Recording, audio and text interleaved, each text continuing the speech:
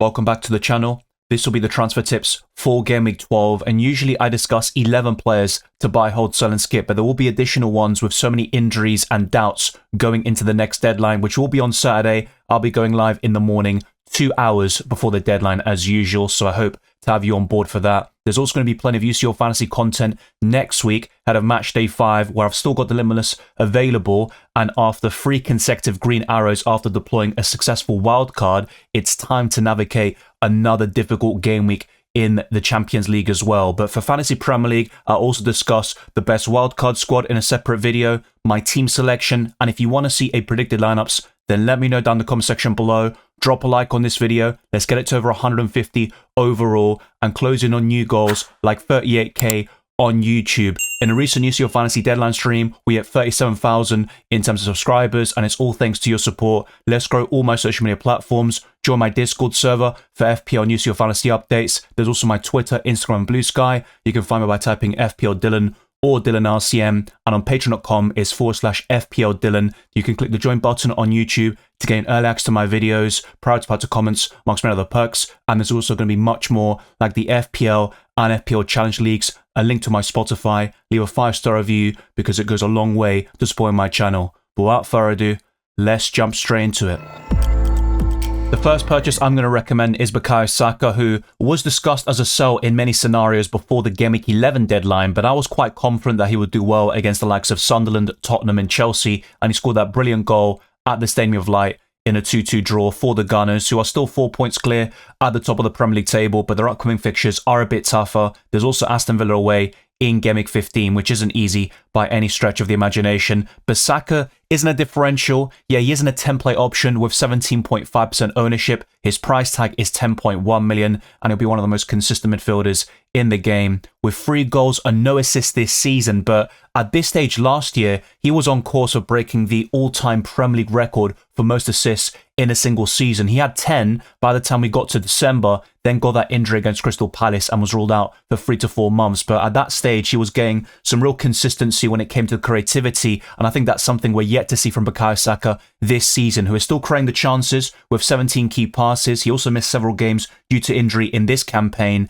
and 45 FPL points is decent, but I still think Saka has levels to go to. And in terms of the best Arsenal attacker, it will be Saka on a consistent basis. You've got Eze, Victor Gyökeres might even be back for the North London derby, and other players like Martinelli and Kai Havertz, Madueke, they should all be back fairly soon. Martin Odegaard, but Saka will be the most consistent of them all when it comes to goal contributions if he can stay fit until the end of the campaign. In terms of other underlying numbers, he has 17 shots in 9 appearances with 8 on target, 14 inside the box. The XG is only 2.34, but the XA, the expected assists, is 2.26. So I think the assists will come eventually. He has 5 big chances, 4 big chances created, and of course, those 17 key passes. So I think Bukayo Saka is a purchase in the grand scheme of things, and if you are thinking about selling him, my advice is to hold in all of those scenarios.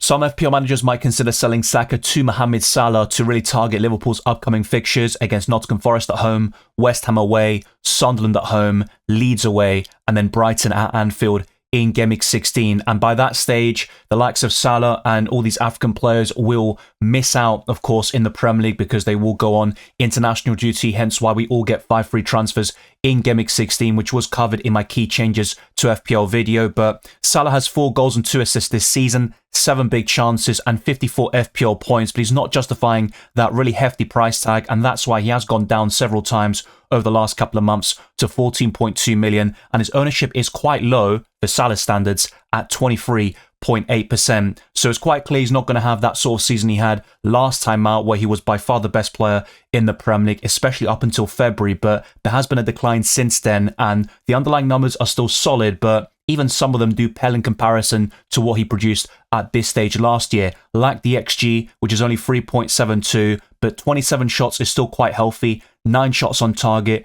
23 inside the box. The XA is only 1.5, but 7 big chances, 5 big chances created, and 21 key passes is still very solid for Mohamed Salah. But ultimately, Erling Haaland is the best premium in the game. He's the only one we can rely on for the captaincy week in, week out. But Salah could be a nice differential over the next 3 game weeks when it comes to captaining. The EO, effective ownership, will be very low in the grand scheme of things. So I think Salah is worth purchasing for the next 4 to 5 game weeks, and then using 5 free transfers in game week 16 because of AFCON, you can sell Mohamed Salah to different players like Bukayo Saka, and by that stage, Cole Palmer.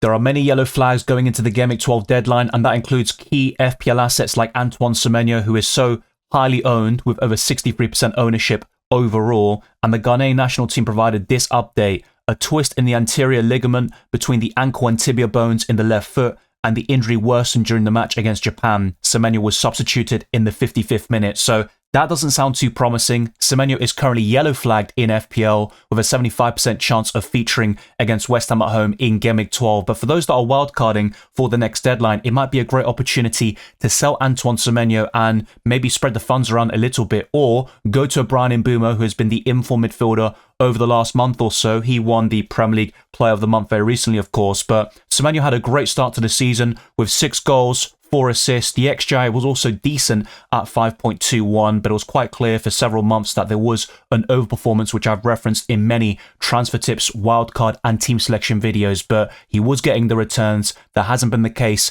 in the past month, and Semenyo has 75 FPL points, so he's still right near the top of the midfielder charts when it comes to points scored. But Brian Mbeumo, of course, has been the flavour of the month. He has been getting the returns very consistently, but Bournemouth have great fixtures now, and that's why keeping Senesi and Semenyo would be on the agenda against West Ham at home, Sunderland away, Everton at home. Then it's Chelsea and Man United, which doesn't look great, but Bournemouth could still get some results and score several goals in those matches. But in the case of Antoine Semenyo, who costs 8.1 million, a price drop is fairly likely over the next couple of days, especially if we get another update which kind of confirms he's out against West Ham. So it's probably just worth waiting in terms of Antoine Semenyo and seeing if we get any other updates. And if he's out for the next game or two, then I think he is a clear sell. But otherwise, if he is still available for Game Week 12, I think he's worth holding in most situations. But for those that haven't invested in Antoine Semenyo, I don't think you should be going for him right now. And it's an opportunity to go against the template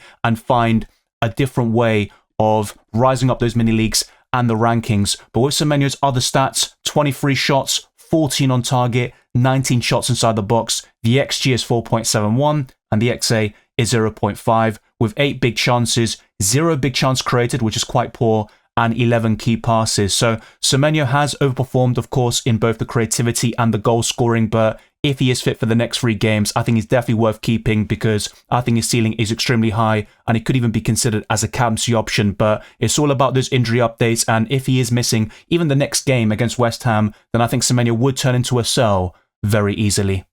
This will be a much simpler task of keeping Virgil van Dijk. Some people might want to buy him in as a premium option in that defensive line with plenty of defensive contribution potential, and you also have those promising fixtures where Liverpool could keep several clean sheets, but they have been so inconsistent this season with 5 losses already in the Premier League alone. And despite a few great results recently against Aston Villa and Real Madrid, we just still see those deficiencies defensively. They lost 3-0 against Man City, and I know some of the goals are a bit unfortunate, and maybe if Van Dijk's goal had stood, which it should have done, then the game could have been a little bit different. But Man City were far better than Liverpool in that game and ultimately deserved to win that football match. But I think Van Dijk could get 1 or 2 clean sheets over the next 5 game weeks and couple that with a goal contribution, mainly through a goal from a set piece, of course, and get some defensive contributions and bonus points. So I think he's definitely worth holding on to. I would not be selling him if he kept him up until this stage. But in terms of buying him in, maybe that is a situation that we could consider because of Gabriel and his injury update. So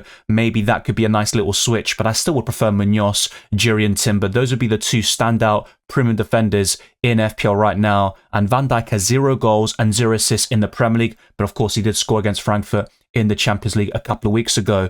Only 2 shots on target in this competition with 41 FPL points, and the ownership is 23.1%. After the next 3, which looks so great on paper against Nottingham Forest, West Ham and Sunderland, there is Leeds away and Brighton at home, as referenced earlier, with Mohamed Salah. But Van Dijk has 2 shots on target, 4 shots inside the box, the XG is 0.35 and the XA is 0.2. But remember, he is a centre-back. You don't want these numbers to be that high, or rather, you wouldn't expect it to be, with 2 big chances and 2 key passes, 0 big chance created for the Liverpool captain. But I still think he's worth holding on to, and in certain situations, especially if Gabriel's ruled out for the foreseeable future, going to Virgil van Dijk is a solid option, but I would rather go for Juri and Timber and Daniel Munoz, who went up in price overnight to 5.8 million.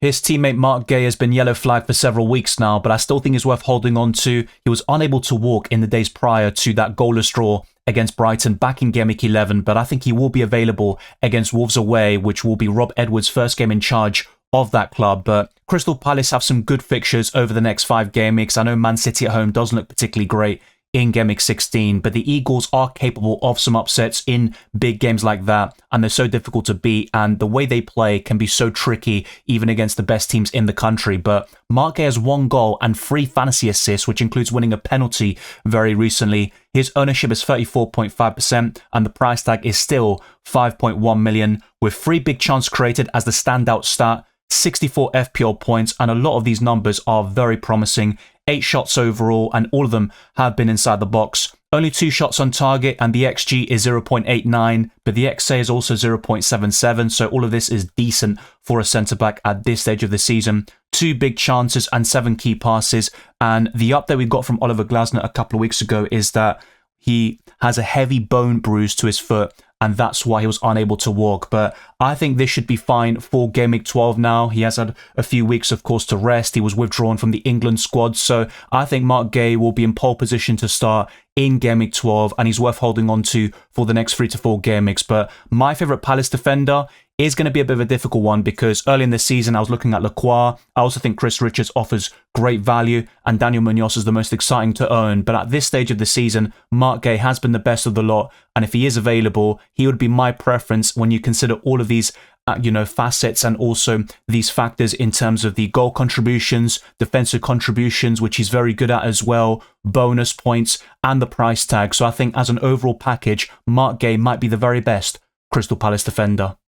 Another yellow flag player is Enzo Fernandez, and Enzo Maresca said in a recent press conference after that victory against Wolves, Pedro Neto had a problem with his groin and Enzo Fernandez had a problem with his knee, so we need to see how they are now. But I believe Enzo Fernandez will be available for Game Week 12 as things stand. This could obviously change, and the upcoming fixtures are quite mixed bag for Chelsea, because you've got Burnley away and Everton at home over the next 5. Even Leeds away looks decent, but Arsenal at home and Bournemouth away look very challenging on paper. Enzo Fernandez has 3 goals and 2 assists so far this season. The XG is 4.47, which is also inflated by some of the penalties he has taken. His ownership is 14%, and the price tag is 6.7 million, and he offers terrific value in the midfield, but so does Moises Caicedo at 6 million. Enzo Fernandez has produced 48 FPL points up until this stage of the season, and I think he's a quality FPL asset, whether he plays in a deeper position or a bit further forward, but that's what your preference would be in terms of his fantasy potential. With 22 shots, 11 on target, and 14 shots inside the box, the XA is 1.66, with 7 big chances, 4 big chance created, and 17 key passes, which is the same as Bukayo Saka. So I think Enzo Fernandez is worth holding on to, but it's always worth waiting for those injury updates. And on Friday, we're going to get plenty of press conferences and more clarification on many of these FPL assets. Nick Voltemada scored 3 goals over the international break and got a fantasy assist against Brentford to set up Harvey Barnes for the opening goal, but Newcastle ended up losing 3-1 in Game Week 11. Next up is Man City at home, followed by Everton away, Tottenham at home, Burnley at home, and Sunderland away, which will be a very feisty affair to say the least. But Newcastle's fixtures are still quite decent in the long term, and Voltemada has 4 goals and 1 assist in the Premier League alone, with 12 shots inside the box and 40 FPL points. The ownership is 21.4%, and his price tag is 7.4 million, with 13 shots overall, only 4 on target, and all of them have been goals. So he has been very clinical up until this stage of the campaign. The XG is 2.95, and the XA is unsurprisingly 0.26, with 6 big chances, 0 big chance created, and 4 key passes. But I think Nick Voltemada is still the best Newcastle attacker in Fantasy Premier League. It's a different story in the Champions League, where Anthony Gordon has been their most consistent attacker. But when it comes to this competition, I think Voltemada is levels ahead of the rest of the Newcastle assets. But Bruno Guimaraes offers decent value in the midfield, and you've got plenty of options in that defensive line, even after Dan Burn's suspension. So I think Nick Voltemada is worth holding on to, but if you have a clear pathway to Jean-Philippe Mateta, I would make that move as soon as possible. After some genius management from the Brazilian Federation and also Carlo Ancelotti and everyone involved, Gabriel was supposed to have his minutes managed and also the load eased a little bit, but he played 64 minutes in a friendly against Senegal at the Emirates Stadium. And in the end, Gabriel was subbed off due to an injury, and he's now a major doubt for the North London derby, the match against Chelsea, and Bayern Munich in the Champions League. And the recent statement we got on Sunday is the following from the Brazilian Federation. Arsenal player Gabriel Magalhaes was re-evaluated this Sunday and underwent imaging tests that revealed a muscle injury in his right thigh, and that could be a massive blow for the Gunners, and he's arguably been one of the standout players this season alongside Erling Haaland. So Gabriel with some good underlying stats for a centre-back, like 8 shots, only 1 on target, which is quite poor to be fair, 6 shots inside the box, the XG being 1.26, the XA 0.69, 3 big chance created, 4 key passes. It all looks pretty solid, and over 100 defensive contributions. He's getting bonus points quite consistently, but it looks like Gabriel will miss the next couple of weeks. He is currently yellow flagged with a 75% chance of playing, but I think that's going to decrease very soon. He'll be orange or red flagged in the coming days unless we get a major positive update before the Game Week 12 deadline. And don't expect Mikel Arteta to do so. And if anything, maybe take his words with a bit of caution on Friday. So with Gabriel Magalhaes, if he is available for the North London derby, that would be great news for Arsenal fans, for people that have Gabriel in their FPL teams, and ultimately he would be a very easy hold. And I'd still encourage people to buy him because he has been the best defender in FPL so far this season, but I think he's going to miss the next 3 to 6 weeks, which several, doctors and also physios have been analysing on Twitter, for example. That is probably what we're looking at in terms of his injury. So I think Gabriel Magalhaes is a sell unless we get major news from a reliable source indicating that he will be available for the North London derby. It wasn't just Jared Bowen who was frustrated by Kyle Walker-Peters taking the goal from him in a way, because those that own Jared Bowen in FPL must be absolutely seething. I think Bowen is a quality player, and he's been so consistent for West Ham over the years. But this season, especially over the last month or two, we just haven't seen the returns whatsoever, even with decent fixtures on paper. So you keep holding him in the hopes that things will change a little bit. And in the end, you've got Jean-Philippe Mateta scoring a hat-trick against Bournemouth, and he's also being fairly consistent since that stage. You've got Nick Voltemada, who's been a great signing for Newcastle up until this point, and also a few other options. Of course, Erling Haaland is the standout, but Igor Thiago is even cheaper than Bowen, and he has been very consistent with 8 goals, and Bowen only has 3 for the season and 1 assist. 9 bonus points, which look very good after the first 4 or 5 game weeks, but he hasn't gotten any since that stage, and 46 FPL points still pales in comparison to many of the top forwards in Fantasy Premier League, including Joao Pedro, who didn't score in 5 consecutive matches like Victor Gyökeres, and they both still outperformed Jared Bowen in that time frame. His ownership is still quite low at 7.4%. He's a fixture-proof player, so he could definitely return against Bournemouth, Liverpool, Man United, Brighton, and Aston Villa, but I think it's worth selling him, and you've got a clear route to Jean-Philippe Mateta in many situations because his price tag is 7.7 million. Mateta has gone up so much now. He's now 8.1, 8.2 million, but you can still make the switch with a bit of money in the bank or a downgrade in another position. But Bowen's stats in general aren't great. I think the shot volume is promising with 26 shots, 12 on target, 16 shots inside the box, but the XG is 1.44. As clinical as Jared Bowen is, you can't expect him to overperform those stats by such a degree that he's going to get those returns so consistently and be a quality FPL asset like he has been for the last couple of seasons. The XA is 1.32, and 1 big chance in 11 matches is horrendous, to be quite honest with you. 1 big chance created and 11 key passes. I think Bowen will score plenty of goals until the end of the season, but he's not worth that price tag right now. West Ham have poor upcoming fixtures, and it seems like they're spreading the goals around a little bit under Nuno Espirito Santo. And with Jared Bowen, a quality player, one of the best wingers and players outside the big 6, but I think Jean-Philippe Mateta is levels above in FPL.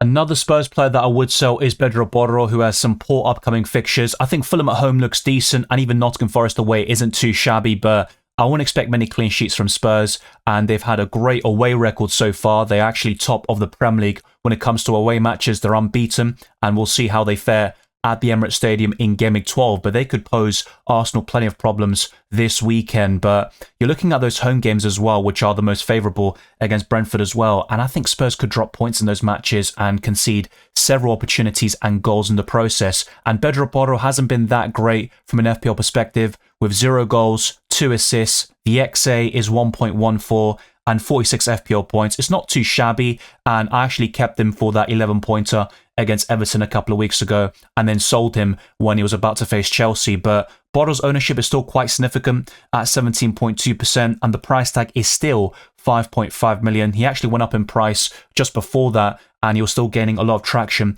in Fantasy Premier League. But only 4 shots for the season, 0 on target, 1 shot inside the box. The XG is 0.11 with 0 big chances, 2 big chance created, and 13 key passes. I think Pedro Porro is a sell. The same goes for any Spurs defender and arguably any player within their ranks, which could include Mohamed Kudus, who missed out against Man United, and he's also doubtful to face Arsenal. But I think the Ghanaian will be available for the North London derby, and I think Van de Ven is probably the best Spurs asset. If you had to make a case for any of their players in terms of FPL and keeping them for the next 5 game weeks, I think Van de Ven would be the one. He has offered tremendous value in the heart of that defence, and he's getting plenty of goals from set pieces. He's actually Spurs' top scorer with 6 goals overall, but I think they're all worth selling with the upcoming fixtures in mind, and Pedro Porro is even more expensive. A clear route to Timber, Van Dijk or Dani Munoz is certainly on the cards, and I'd 100% make that move with no hesitation.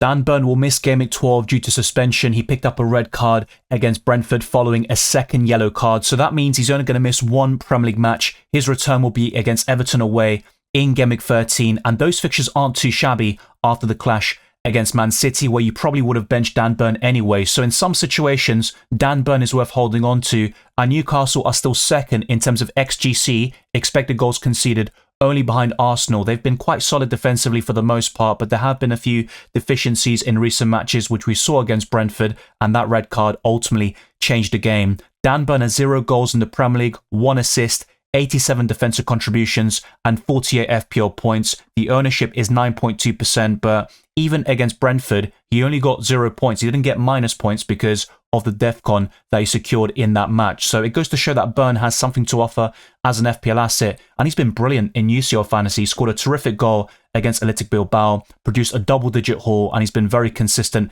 in the Champions League, just like Newcastle, but they've really struggled in the Premier League to find that consistency and go on a winning run. Dan Burn has 2 shots this season, both of them inside the box, but 0 on target. The XG and XA are quite poor at 0.05 and 0.22 respectively. 0 big chances, 0 big chance created, and 3 key passes. I think Dan Burn is still worth selling to a Mark Gay as well if he's available, and those other defenders I mentioned earlier. But in some situations, if you've got the squad depth necessary, you could hold on to Dan Burn for those promising upcoming fixtures against Everton, Tottenham, and Burnley, and even Sunderland away could be decent. Jeremy Doku as absolute best is a wonderful player to watch. In terms of taking on the opposing fullback and dribbling, he's going to be one of the very best in the Premier League, but his problem has been the end product and the consistency. He scored his first Premier League goal against Liverpool, and it was a terrific effort. 4 fantasy assists, 5 big chance created, and 44 FPL points. All looks quite promising. When you also factor in his price tag, he is a mid-priced option in this position. His ownership is also very low at 5.6%, so he could be the differential you're looking for. But I also saw people mention Doku several months ago when he was about to play Burnley, and his minutes were all over the place. Just with any Man City player like Cherki, Doku, Foden, even Nico O'Reilly, just expect or at least be prepared for benchings and rotation. Erling Haaland is the exception. He's going to play every single match because he's so important to City, and the second top scorer in the Premier League is still Esteve with 2 own goals in Man City's favour. But you look at the upcoming fixtures, and Newcastle away looks quite tough, but afterwards you've got some promising games like Leeds at home, Fulham away, Sunderland at home, and Crystal Palace away. I think Man City could win the next 4 or 5 matches, to be honest, but I think Newcastle away will be their trickiest test on paper, and Doku will be key in such matches, but I still think it's worth skipping. You look at the underlying numbers as well, and some of them are quite promising in terms of the creativity, not just the 5 big chance created, but also 23 key passes. But only 8 shots this season from Jeremy Doku in 11 matches, 7 shots on target, 7 shots inside the box. The XG is 1.07. The XA is also quite decent, I think, at 2.04 and 3 big chances, but I think Jeremy Doku is still worth skipping, and I wouldn't buy him in ahead of Newcastle away, who have been quite solid defensively so far this season, and the likes of Lewis Hall and Tino Livramento could be in a good position to start, actually, with Lewis Hall featuring in the last couple of matches as a substitute. He also got a few good minutes, and He is building up his match sharpness over time. Tino Livramento might be a bit of a push for this Man City fixture, but both of them would be able to lock down Jeremy Doku quite well, in my opinion, if they were at a decent level in terms of match sharpness and fitness as well. But Jeremy Doku is fixture proof. He's a quality player and very exciting to watch. Cherki is still my preference in that Man City midfield, but with all of them, I think rotation will be a massive factor with such a congested schedule in the Carabao Cup, the Champions League and the Premier League as well. And Doku will not offer that sort of guarantee in terms of minutes and the goal contributions to really justify himself as a quality FPL asset. The final player covered today is Jeremy Doku's teammate Nico O'Reilly. If I had to pick one Man City player to double up on alongside Erling Haaland, it would be Nico O'Reilly, who has very low ownership at 2.1%. The price tag is now 5 million. He went up in price over the last couple of days. He has 1 goal and 2 assists, and one of them came against Liverpool in that 3-0 win. 11 shots overall and 51 FPL points. You're not going to get too many defensive contributions from Nico O'Reilly, but that's something you could offer from time to time. Only 2 shots on target, 7 shots inside the box. The XG is 0.92, but remember, Nico O'Reilly is classified as defender and he's mainly playing as a left back in this Man City team. The XA is 0.6 with 1 big chance, 2 big chance created and 8 key passes. He produced a massive return against Liverpool with 11 points, I believe, and Nico O'Reilly has some promising fixtures on the horizon, but I wouldn't be buying him in against Newcastle away. I think Man City will concede in that match and Nico O'Reilly will likely blank, but we'll see how that prediction ages. And I think a great entry point would be Gameweek 13 against Leeds at home. But even over a month ago, we saw Nico O'Reilly being benched and, you know, people were trying to invest in Nico O'Reilly quite early. It didn't really work out in that sort of time frame, but sometimes it's worth kind of giving a lot of time and being patient with these players when you start purchasing them. And I think someone like Nico O'Reilly could be a nice 4th or even 5th defender, but he's also 5 million. So I think it might be a bit unrealistic to say that sort of thing unless you're cheaping out either the midfield or forward line, perhaps even both, because going big at the back is a popular strategy this season. And I think O'Reilly is the best way of covering Man City defensively, even over Donnarumma and Gvardiol. So at 5 million and such low ownership, I think Nico O'Reilly should be added to the watch list. And if you want to buy him in, Gameweek 13 might be the best time to do so against Leeds at home.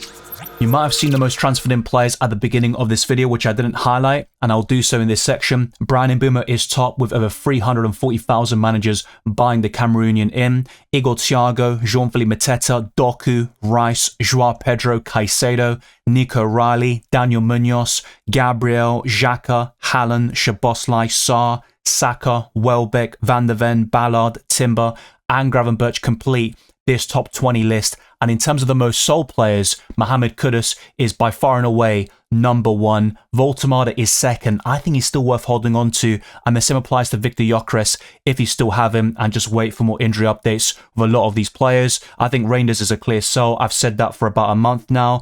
Dan Burn is a bit debatable. In some situations, he could be held on to, but if possible, I think it's worth making that upgrade. Enzo Fernandez, Grealish, Mark Gay, Semenyo, Salah. As you can see, a lot of these players have been covered. Benjamin Sesko will be out for over a month. I think his return could be on Boxing Day, and he's quite a clear sell as well.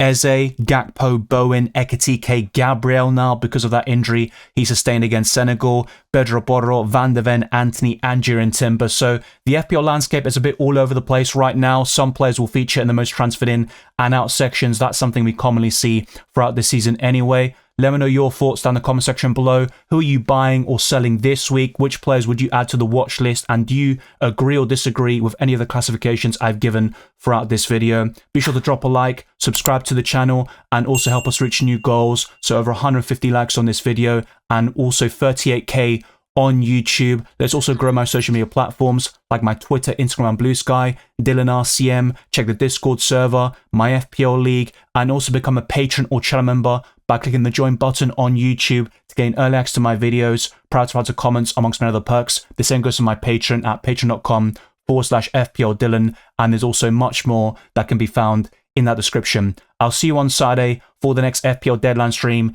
Keep your eyes peeled for UCL fantasy content over the next week, and the same goes for Gameweek 12 content in FPL, like the best wildcard squad and my team selection.